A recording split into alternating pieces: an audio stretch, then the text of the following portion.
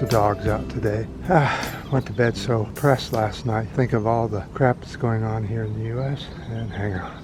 Okay, like I was saying, it's very hard to find a place today because it's so hot. Yesterday was almost 100. Today's going to be 104 to 105. And the city gets a little hotter because it's all blacktop. But it's so depressing because of all the shit that's happening here in the U.S. and the world. All the gun violence around the world, especially here in the U.S., another mass shooting. And we're dealing with the January 6th hearings, which I watched yesterday.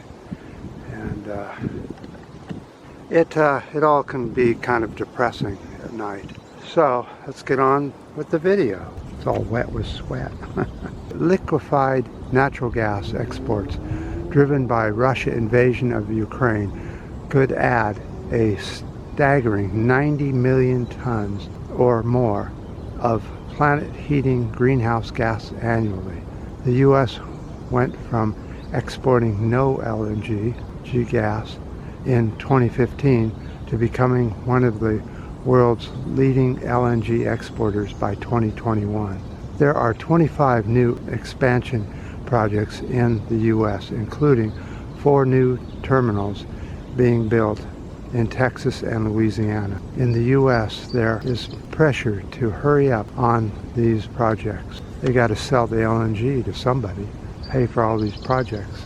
Lots of the pristine land and water is getting trashed, and millions of fish and animals are being killed by these LNG projects. These are huge projects. They pollute and destroy large sections of land and water. U.S. LNG tops exports are going to Europe. U.S. exports about 7.1 million tons last month alone to Europe, trying to replace Russian gas with U.S. gas. Now, what's the problem with LNG? Well, the minute you turn it into LNG, you lose half of the gas into the atmosphere, methane and some CO2. When you turn it back into gas, you lose another half of it there. And all that methane and gas goes into the air raw.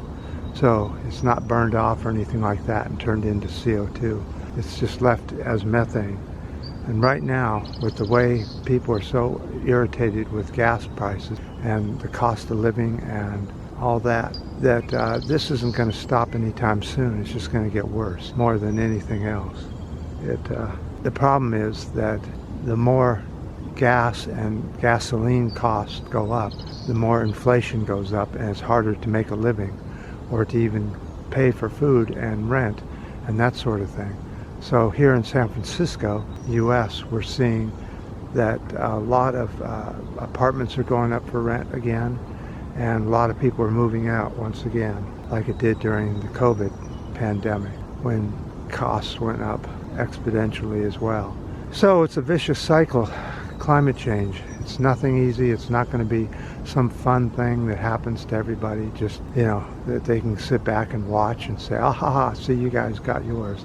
Everybody gets it except for the wealthy. Of course, the wealthy get off scot-free, and they're not affected really at all by inflation. Their yachts may cost a little bit more, their homes by the sea and all that. All in all, it's nothing that they have to worry about. The wealthy get off for quite some time until the people say enough is enough and we put an end to it.